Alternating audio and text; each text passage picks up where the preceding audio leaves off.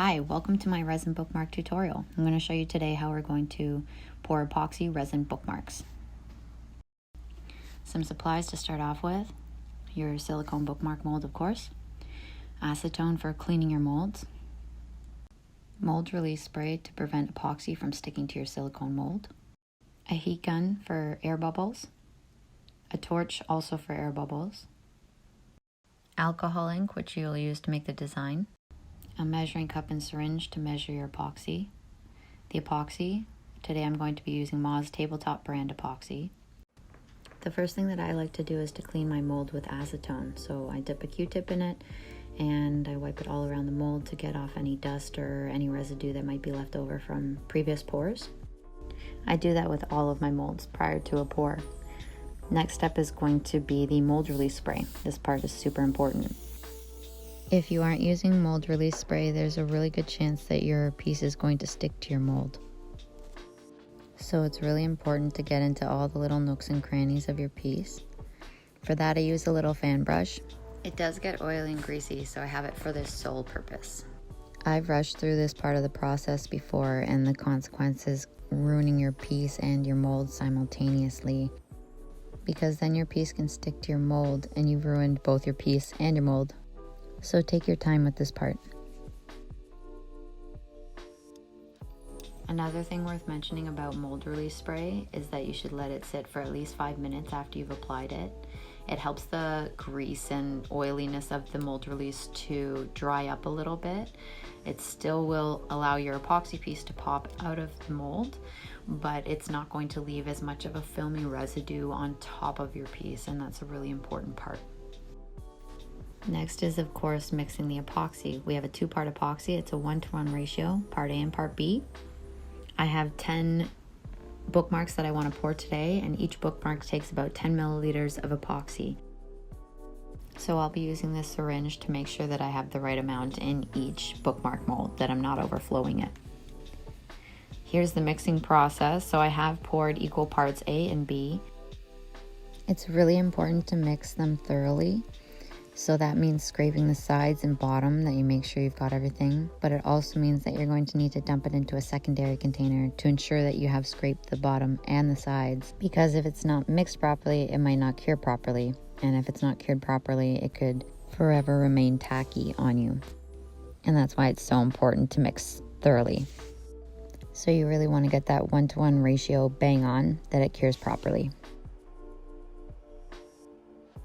Another helpful tip when stirring your epoxy is to do it slowly so that you're not creating excess air bubbles, because those are harder to get out later when there are a bunch of micro bubbles. Bigger ones are a little easier to get out, but just be careful that you're not mixing too much, because those micro bubbles could be an issue later. When you're finished stirring everything and you've mixed it all thoroughly, you've poured it into an additional container to make sure the sides and the bottom have been scraped clean with the rest of it, you can grab your syringe and start to fill your bookmarks. I have determined that these bookmarks are about 10 mils each, so for the 10 bookmarks, I've mixed 100 milliliters of epoxy. A good way to determine how much epoxy you need is to actually fill the mold with water and then dump that water into a measuring cup so that you can see exactly how many milliliters of epoxy you need per project or per piece or per bookmark, whatever it is that you're working on. Here I'm using the heat gun to both disperse the epoxy into the molds a little easier, as well as popping any additional air bubbles that might be hanging out there, micro bubbles. So that's a good way to get some little micro bubbles and things like that out of your mold before you start putting your color into it. Next, I'm going to take a toothpick and I'm going to use this to pull out any little bubbles that I see that are still trapped in the epoxy. It could be at the bottom of the mold or on the edges of the mold, but I take a good look and I kind of push them all a little bit closer to the surface of the mold so that I can hit it with heat.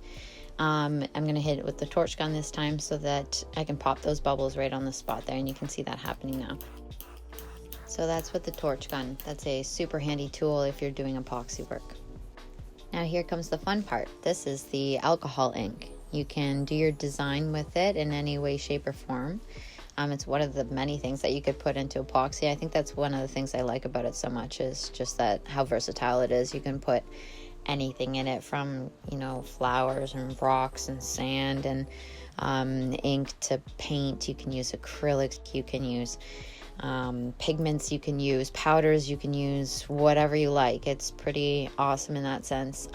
The creativity obviously can just bloom and go wild. So I will say though, when you're doing specifically ink work, a really important thing is the white that you see happening here. So the white is actually what reacts with the other colors to cause what is called the ink drop, which is the coolest effect and what is so awesome about using ink in epoxy.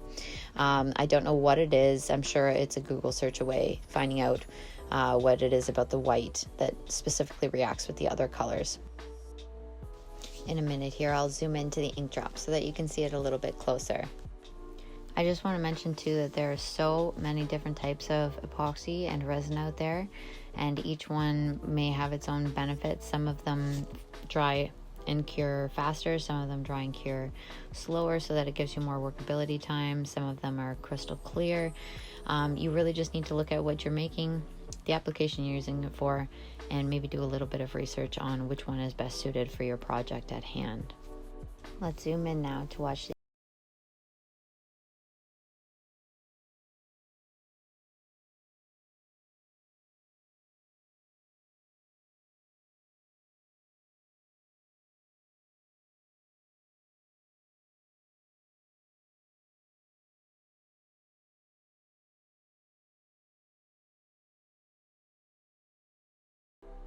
And a quick but important side note while I'm doing this ink drop, gloves are so handy when you are doing epoxy work.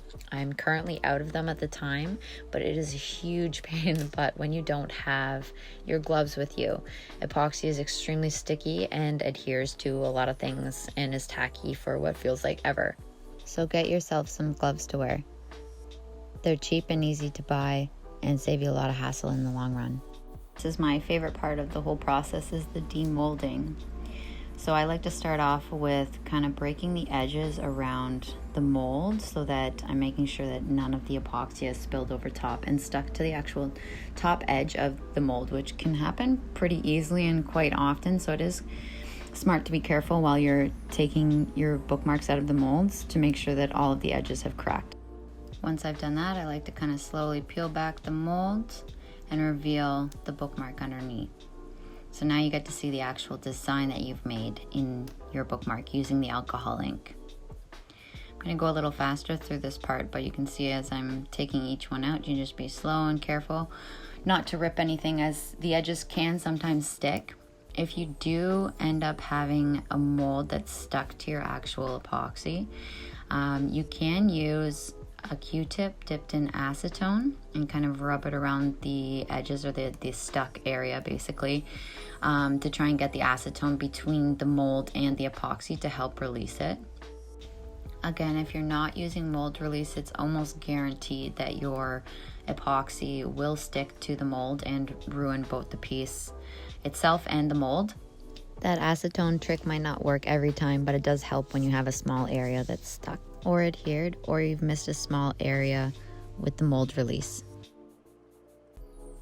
If I do find that a piece has any sharp edges on the back, I use a wet sandpaper. So that's when you put water on the actual sandpaper.